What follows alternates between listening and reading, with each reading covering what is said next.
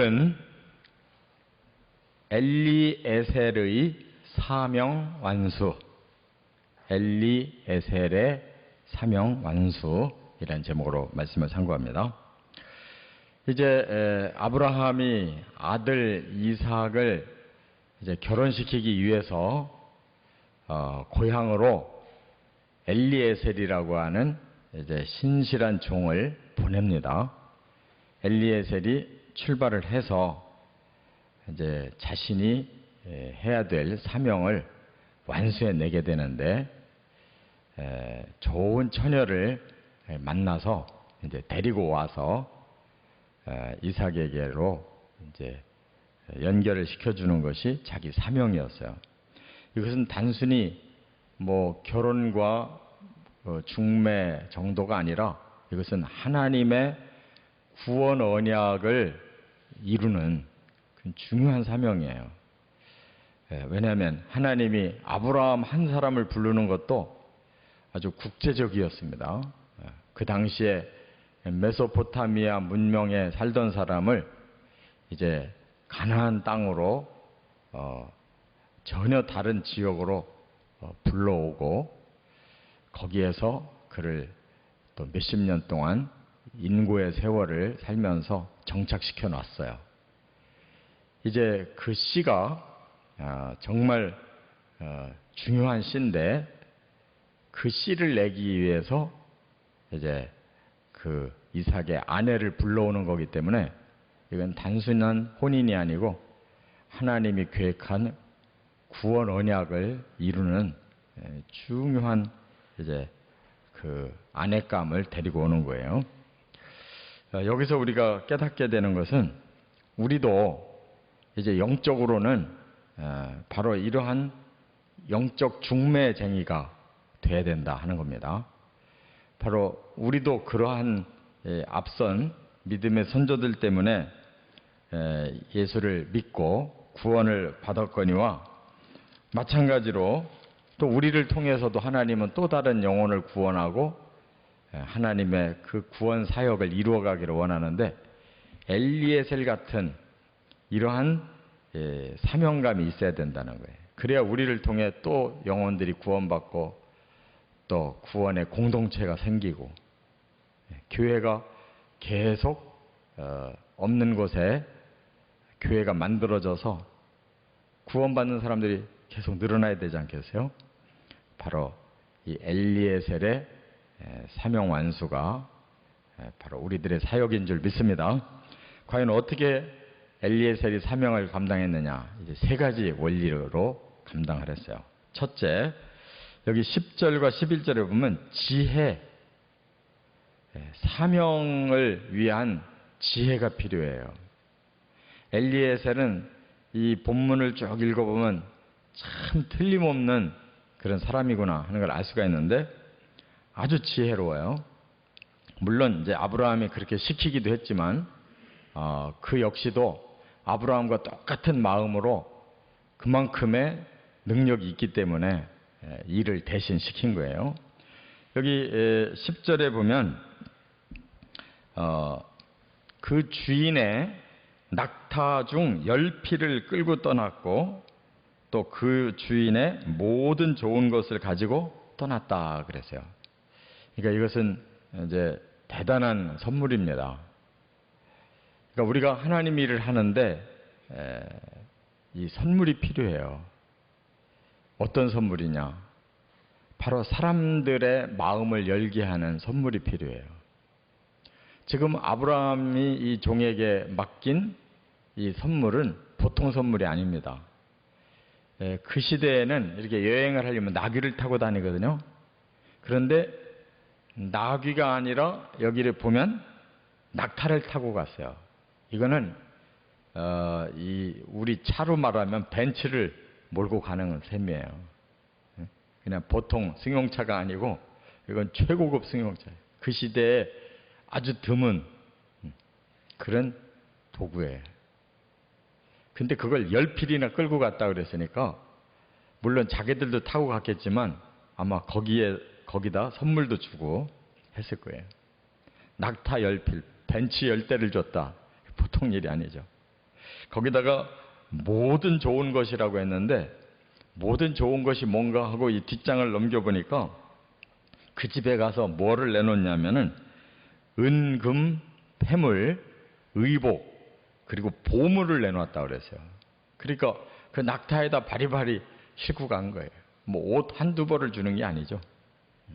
막 예복을 그냥 다 바리바리 준비해서 가져가고 은, 금, 패물도 바리바리 준비하고 보물 그 당시에 보물이라고 그러면 뭐겠어요? 아주 진귀한 뭐 향품도 있고 그런 게 많잖아요. 예수님께도 보배를 함을 열고 3가지 드렸잖아요. 그와 같이 그 시대 그 지역에서 나는 가장 귀한 특산물들 그걸 바리바리 싣고 간 거예요. 이게 지혜입니다. 잠언에도 보면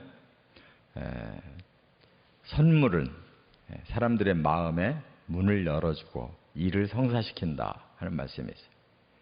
그러니까 그건 뭘 의미하느냐? 그냥 막 뇌물을 써라라는 뜻이 아니에요. 사람들의 마음을 여는 그런 배려심을 가지라는 거죠. 지혜를 가지라는 거예요. 이것은 아브라함과 엘리에셀에게는 최선의 성의를 보여주는 거예요.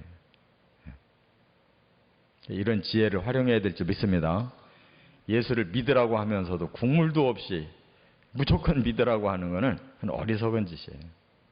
예수님도 막 기적을 일으켜서 오병이어도 베풀어 주시고 또 병자들도 일으켜 주시고 귀신도 쫓아 주시고 뭐 그 사람들에게 그 무거운 짐들을 벗겨 주면서 예수를 믿게 한 거예요.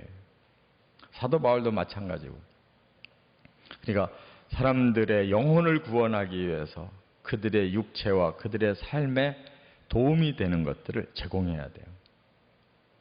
그러니까 우리 선교사들이 한국에 들어올 때 학교도 지어주고 또 병원도 지어주고 여러 가지 공공시설을 지어주면서 이게 문명과 문화를 더 그들에게 혜택을 주면서 복음을 전했잖아요.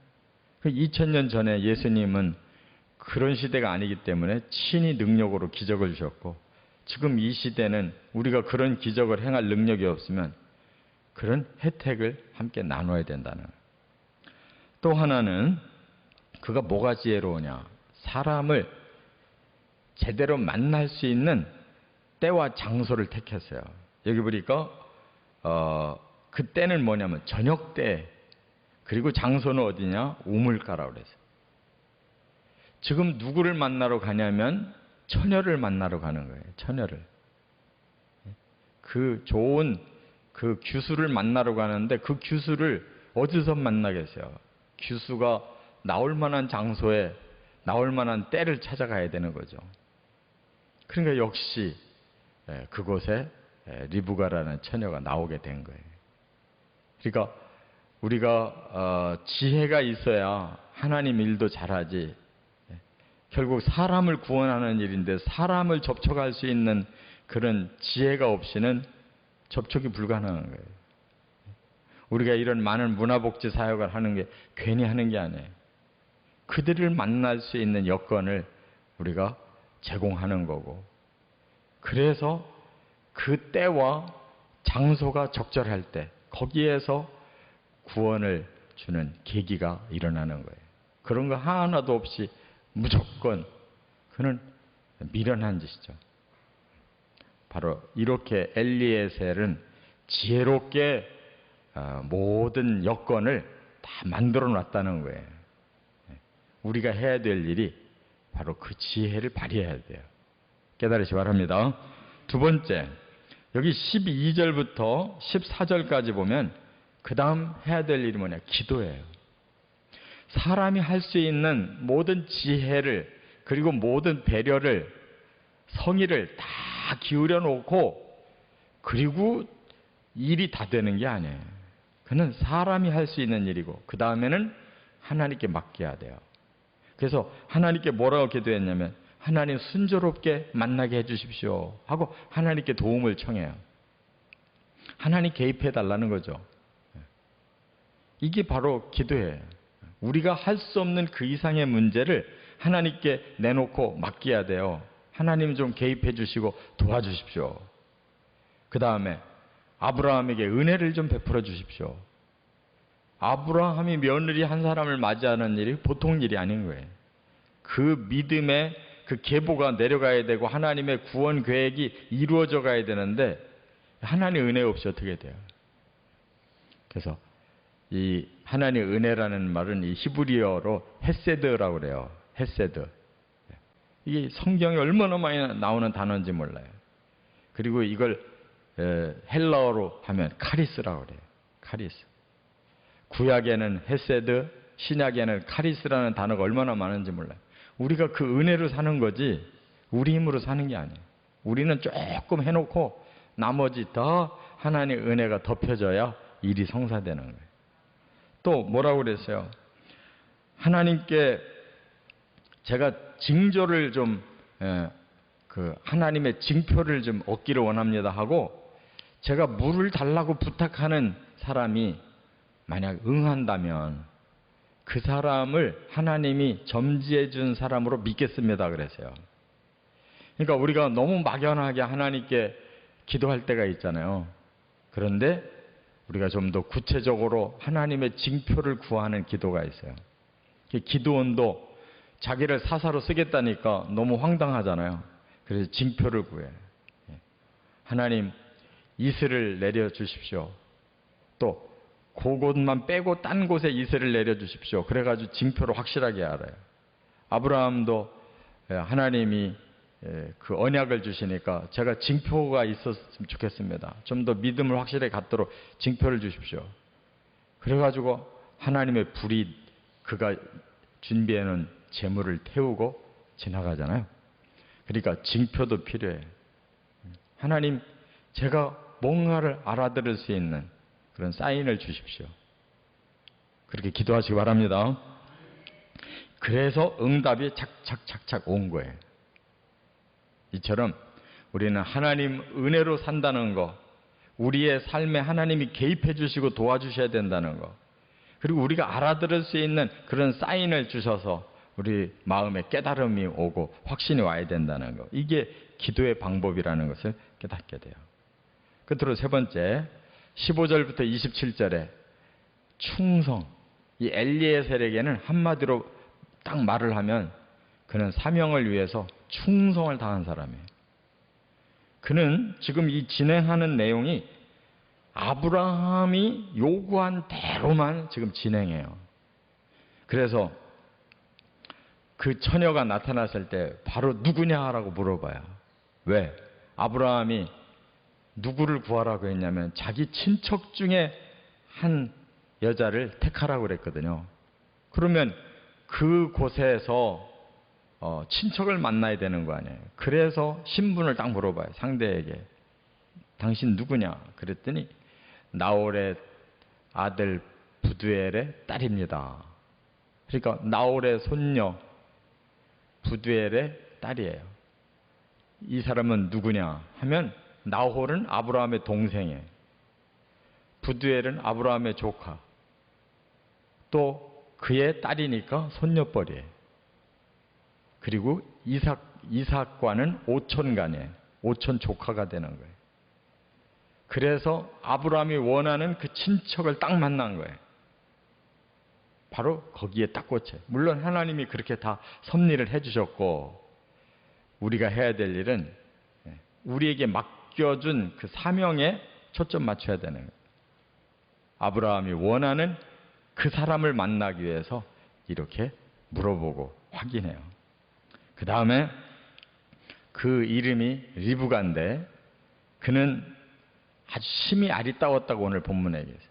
근데 참 성경에 보면 이상한 것이 3대가 다 이뻐요. 아브라함의 아내 사라도 너무 이뻐요. 너무 이뻐서 문제가 됐어요. 또 여기 리브가도 너무 이뻐. 심히 아리따워. 또 야곱의 그 둘째 부인 본래 사랑했던 라헬도 너무 이뻐요. 이렇게 아주 3대가 아주 훌륭한 처녀들이 하나님의 은혜 가운데 주어졌어요. 그리고 엘리에셀이 하나님 앞에 기도했던 대로 말을 해요. 물 좀 달라. 그런데 이제 반응이 어떠냐가 중요한 거죠. 이 여자는 싹수가 있는 여자예요. 제가 그렇게 하겠습니다. 뿐만 아니라 저 짐승들에게도 제가 물을 먹이겠습니다 하면서 계속 물을 떠다가 왔다 갔다 하면서 사람만 준 게 아니에요. 그 마음씨가 너무 훌륭한 거예요. 그러니까 그 여인에게서 여러 가지를 다 본 거죠. 정말 아브라함의 이 며느리감이 될 만한 사람인가 봤더니 정말 아름답기도 하고 그렇게 사람이 또 순종적이기도 하고 그렇게 부지런하기도 하고 여러 가지로 현명한 것인가를 다 확인한 거예요. 그러니까 우리 기분으로 일하는 게 아니죠. 하나님이 보시기에 좋은 그것이 무엇인가를 계속 찾아내서 하나님께 영광을 돌려야 돼요. 하나님의 일이 성사되도록. 그렇게 하려면 엘리에셀이 얼마나 꼼꼼하게 봐요. 자기 기준으로 보는 게 아니잖아요. 철저히 아브라함이 시키는 대로 지금 그 기준으로 보고 하나씩 하나씩 확인해요. 그래서 이제 확인이 된 후에 엘리에셀이 아브라함이 준 그 폐물을 먼저 리브가에게 딱 주는 거예요. 뭐라고? 이 금으로 만든 고리를 하나 주고 또 팔찌도 하나 주고 그래서 묶어 놓는 거죠. 그러니까 굉장히 선물이 중요한 거예요. 선물이. 그리고 유숙할 곳이 있느냐 그랬더니 네, 우리 집은 이 짐승들 다 넉넉히 먹일 만한 그런 풍부한 것이 있습니다. 그냥 짝짝꿍이 너무 잘 맞는 거예요. 하나님이 이 섭리를 하면 이렇게 되는 거예요. 그래서 엘리에셀이 감사 기도를 드려요. 하나님 감사합니다. 응답을 이미 받은 거거든요. 이렇게 우리가 하나님 일할 때 이런 감격이 있어야 돼요. 지혜로워야 되고 기도하면서 충성스럽게 꼼꼼하게 하나님을 위해서 일하면 하나님이 다 응답을 주시고 이렇게 하나님 안에서 감사하며 승리하며 살아가시기를 주의 이름으로 축원합니다.